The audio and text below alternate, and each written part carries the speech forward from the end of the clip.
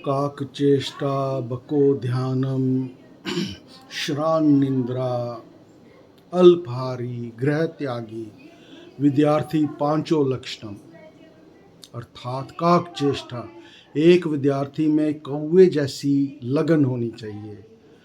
जैसे कौवा जो है, हमें बचपन में भी कहानी पड़ी थर्स्टी क्रो, कि वो कौवा कंकड़ डालता है और पानी ऊपर आ जाता है और वो पी के उड़ जाता है। तो कौवा जो है उसमें लगन बहुत ज़्यादा है। तो कौवे जैसी लगन जब एक विद्यार्थी है उसको अपना तन मन धन आत्मा परमात्मा विद्या में लगा देना है। विद्या सर्वधनम प्रधानम है। काकचेष्टा बको ध्यानम, और बगुले जैसा ध्यान लगाना है। बगला क्या करता है, पानी के पास ऐसी आंखें बंद करके बैठ जाता है। वो मछली सोचती है ये सोया हुआ है, और जैसे ही मछली उसके पास से गुजरती है वो उसी समय वो मछली का शिकार कर लेता है। बको ध्यानम, तो ध्यान ऐसा होना चाहिए कि बिल्कुल फोकस्ड, आपको सिर्फ अपना लक्ष्य ही दिखाई देना चाहिए। If you want to grow prosper and live a respectable life, तो आपका ध्यान जो है ना वो बड़ा परिपक्व होना चाहिए। आपका ध्यान में लगन होनी चाहिए। अगर आपके ध्यान में लगन होगी, अगर आप अपनी विद्या को पूरे ध्यान से ग्रहण करोगे, हर समय विद्या में लिप्त रहोगे, हर समय अपने सबक को याद करोगे और अभ्यास करते करते करते करते करते करते आप विद्वान बन जाओगे। कहते ना, रसरी आवत जावत पे सिल पर करत निशान, करत करत अभ्यास ते जड़मती होत सुजान, रसरी आवत जावत सिल पर करत निशान। तो ये है अभ्यास। अभ्यास करना नहीं छोड़ना है। कोई चीज़ समझ नहीं आती है, लगे रहो, आप ही समझ आ जाएगी।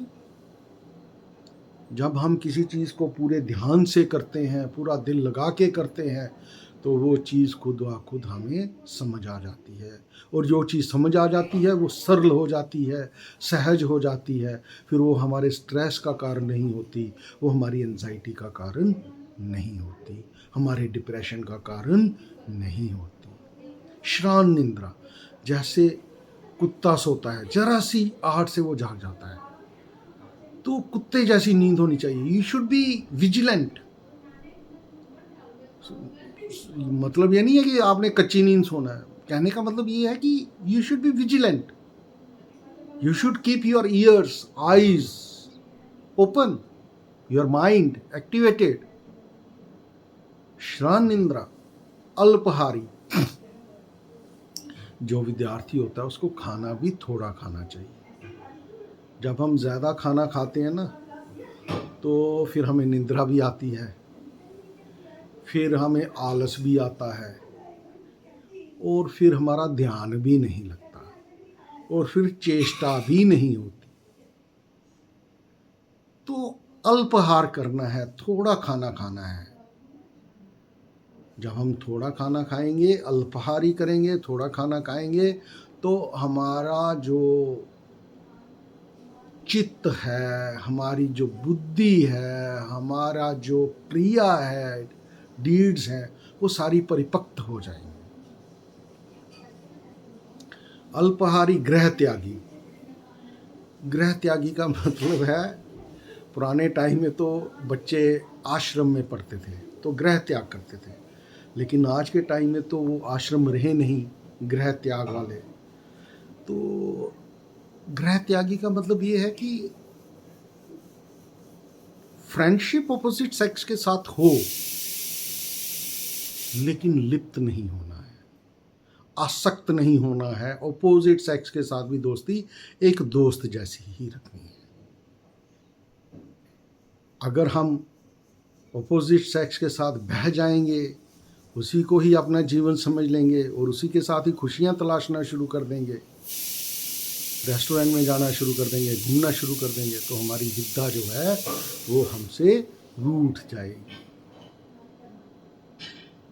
पंचो विद्यार्थी लक्षण, और ये 5 जो हैं अच्छे विद्यार्थी के लक्षण हैं। तो हमें अच्छा विद्यार्थी बनने के लिए हमें पूरी मेहनत से काम करना है। मेहनत के साथ साथ पूरा अपना दिमाग, अपने काम में लगा देना है, अपनी पढ़ाई में लगा देना है और विजिलेंट रहना है।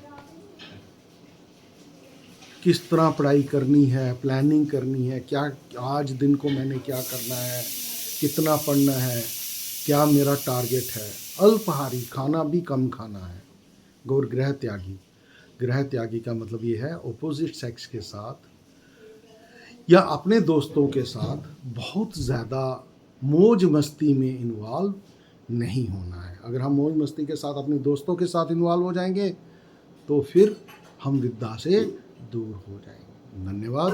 अगर वीडियो अच्छा लगा हो तो लाइक भी करें और सब्सक्राइब भी करें और मुझे इनकरेज करें, मुझे आशीर्वाद दें कि मैं जिस पथ पे चला हूँ, मेरे प्रभु, मेरे परमपिता परमेश्वर मुझे शक्ति दें कि मैं इस पथ पर चलता जाऊं और मेरे चित्तम को भी निर्मल करें, ताकि जब भी मेरे चित्त से जो विचार उत्पन्न हो, जो मैं आँखों से देखूं, जो मैं कानों से सुनूं, जो मैं मुख से बोलूं, जो मैं स्पर्श से महसूस करूं, वो सब परम कल्याणकारी हो और प्रभु के हित में हो और मैं अपने परम पिता परमेश्वर का नाम में हर समय लिप्त रहूं। धन्यवाद।